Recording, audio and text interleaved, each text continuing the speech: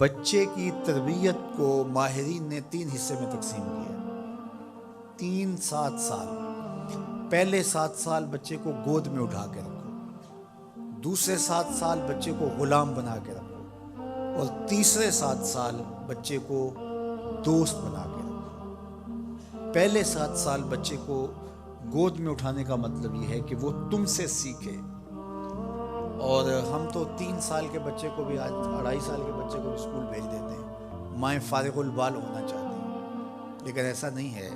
یہ ہماری فکری لغزش ہے کہ بچے کو اتنی جلدی اسکول بھیج دیا، اور جب ماں سے سیکھنا تھا تو وہ وقت ضائع کر دیا. آج بھی جاپان میں 7-8 سال کا بچہ اسکول جاتا ہے، اور آج بھی کچھ اور ممالک کے اندر بھی انہوں نے یہ طے کر دیا ہے کہ 7 سال سے پہلے بچہ اسکول نہ جائے، تو وہ گھر بیٹھ کے سیکھتا. یہ اس کی تربیت کا مرحلہ ہے، اس کا یہ مرحلہ یہاں مکمل ہونا چاہیے. اس کے بعد جب وہ جائے گا تو اس کے قواعد مضبوط ہو چکیں گے اور وہاں جا کے سیکھے گا. یہ پہلا اس کا مرحلہ یہاں سیکھنے کا ہے. ظاہر ہے باپ تو وہ توجہ نہیں دے پاتا، تو ماں کو بھرپور توجہ اس بچے کی طرف دینی چاہیے. عمومی طور پہ ماضی میں مائیں اپنے بچوں کی تربیت میں انتہائی مبالغہ کرتی تھی اور بہت زیادہ محنت شاقہ کرتی تھی، چونکہ ان کی توجہات کا کوئی اور مرکز نہیں ہوا کرتا تھا، اور وہ سمجھتی تھی کہ ہمارا یہی کام ہے کہ ہم بچوں کی اچھی تربیت کریں. اور چند بچوں کی تربیت ہی ماں کی ذمہ داری ہے، اور یہ اگر احسن طریقے سے نبھا دے تو اس نے اپنا حصہ امت میں بھی ڈال دیا، معاشرت میں بھی ڈال دیا، اور قوم بنانے کے اندر بھی اپنا حصہ ڈال دیا. لیکن اگر وہ اپنا یہ فریضہ انجام نہیں دیتی، اس میں کوتاہی کر دیتی ہے، تو اس نے پھر کچھ بھی نہ کیا. اچھی نسل اچھی ماؤں کی گود سے پروان چڑھ کے ہی معاشرے کو نصیب ہوتی ہے، اور یہ بنیادی اکائیاں ہیں، بنیادی اینٹیں ہیں جس سے معاشرت ترتیب پاتی ہے. اس لیے یہ ماؤں کی ذمہ داری ہے. اور دوسرے 7 سال جو ہے وہ غلام بنا کے رکھو. مطلب کیا کہ ان پر احکام نافذ کرو. وہ از خود فیصلے نہیں کر پاتے اور اچھے نہیں کر پائیں گے، ان کے فیصلے تم کرو، ماں باپ. اور پھر اس کے بعد اگلے 7 سال جو ہیں ان کو دوست بنا کے رکھو.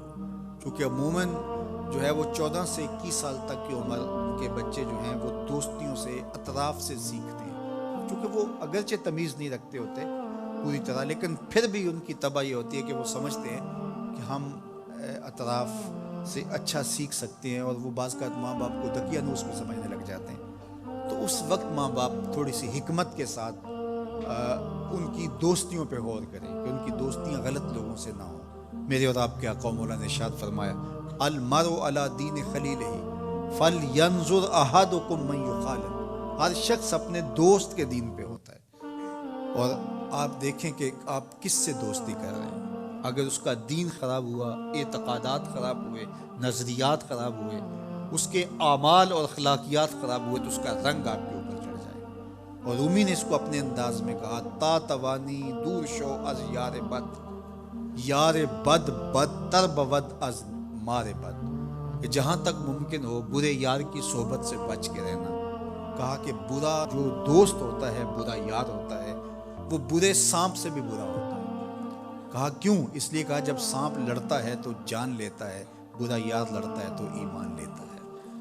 اس لیے صحبت سالے ترا سالے کنن، صحبت تالے ترا تالے کنن. اچھے شخص کی صحبت تجھے نیک بنا دے گی، برے شخص کی صحبت تجھے برا بنا دے گی. شیخ سعدی فرماتے ہیں، میں حمام میں گیا تو وہاں کسی نے مٹی رکھی تھی، تو میں نے اس کو اٹھایا تو اس سے مہک آ رہی تھی. میں مست ہونے لگا اس کی دل آویز خوشبو سے.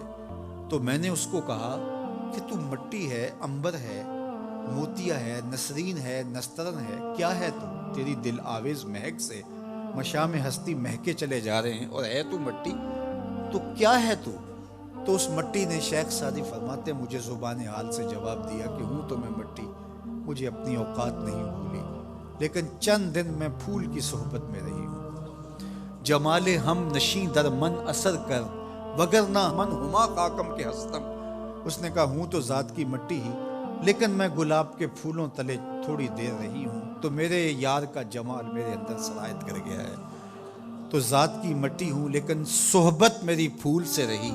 یار مٹی پھول سے صحبت پیدا کر لے تو تو اس سے مہک آنے لگ جاتی ہے، تو یار بندہ صالح صحبتوں کا انتخاب کر لے تو اس کی زندگی کیوں نہیں بدلتی؟ تو اپنی اولاد کو صالح لوگوں کے پاس بٹھانا سکھاؤ۔